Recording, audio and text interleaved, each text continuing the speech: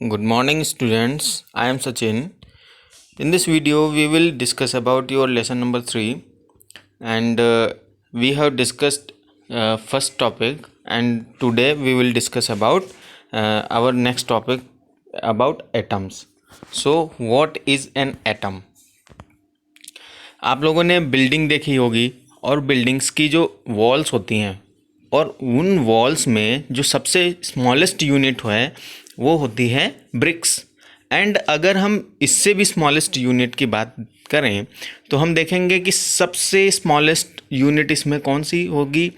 हम लोग यूज़ करते हैं उसमें sand and other items. So sand का अगर एक पार्ट हम उठा करके देखें तो this is the smallest unit which is used in the wall. So इसी तरीके से जो एटम्स होते हैं, जो एटम्स हैं वो भी सबसे स्मॉलेस्ट यूनिट होते हैं किसी भी मटेरियल के। अब यहाँ पर वही एग्जांपल बताया गया है कि किसी भी मेसन की बिल्डिंग वॉल को हम देखेंगे, सो उसमें वॉल किसकी किसकी होंगी, wall of the room, then collection of rooms in the building, and is the building block is huge building. What about the building block is an anthill, it is an small grain of sand. अगर हम एक sand particle की बात करेंगे तो ये सबसे smallest unit होगा उस वॉल के लिए। इसी तरीके से हम एटम्स के लिए हम देखेंगे जितने भी मटेरियल्स हैं हमारे यहाँ, जैसे टेबल है, जैसे बुक्स हैं, जैसे चेयर्स हैं, अलमीरा है, किसी भी मटेरियल की बात करेंगे तो उसका स्मॉलेस्ट यूनिट जो होगा वो एटम होगा। इसी तरीके से उसका स्मॉलेस्ट यूनिट मॉलिक्यूल और एटम होगा। इसी तरीके से जो हाइड्रोजन, हीलियम, नाइट्रोजन, ऑक्सीजन, ये सभी आपने सुने हैं। So in the previous class you have listened about oxygen, helium and nitrogen. So these are the elements and these elements smallest unit is atom. Atoms जो है बहुत ही स्मॉल होते हैं एंड जितना हम इमेजिन कर सकते हैं उससे भी छोटे होते हैं। ठीक है, इनको देखने के लिए इलेक्ट्रॉन माइक्रोस्कोप की ज़रूरत पड़ती है। ये more than 1 million of atoms ये एक लेयर में होते हैं। जैसे किसी भी एक लेयर की हम बात करेंगे, एक पेपर की बात करें अगर, तो एक पेपर की एक लेयर में more than million of atoms हो सकते हैं। अगर हम इसके मेजरमेंट की बात करें तो atomic radius is measured in nanometre. इसकी जो यूनिट्स मेज़र की जाती हैं वो नैनोमीटर्स में मेज़र की जाती हैं।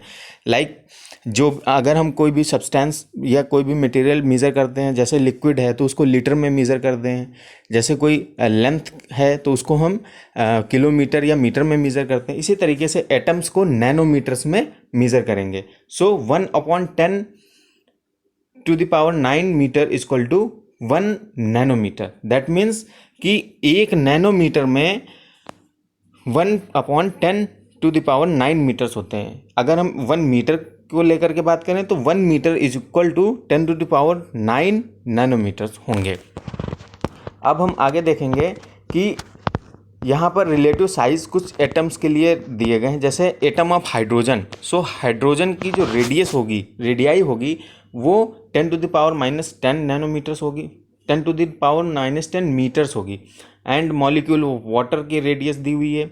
हीमोग्लोबिन जो कि हमारे ब्लड में होता है उसकी radius 10 to the power -8। Grain of sand, अभी हमने सैंड की बात करी थी, तो सैंड की जो रेडियस है वो एक एवरेज के हिसाब से देखा जाए तो 10 टू द पावर -4 है। एंड यानी चींटी एंड एप्पल, इन सभी के एक एटम की जो रेडियस है वो 10 to the power -3 and 10 to the power -1 metres में दिया हुआ है। अब आगे हम देखेंगे कि कुछ एटम्स जो होते हैं वो हम केमिस्ट्री में पढ़ेंगे आगे क्लास में, जिनके कुछ सिंबल्स होंगे। जैसे हम hydrogen, carbon, oxygen, phosphorus, sulphur, iron, copper, lead, silver, gold, platinum and mercury, इनके लिए हम कुछ ना कुछ एक सिंबल डिसाइड करेंगे जिससे हम हाइड्रोजन को पहचान सकें, कार्बन को पहचान सकें, ऑक्सीजन। इसी तरीके से और भी एलिमेंट्स दिए हुए हैं जिनको हम आसानी से आइडेंटिफाई कर सकें और उनके मॉलिक्यूल्स को, उनके एटम्स को आसानी से आइडेंटिफाई कर सकें।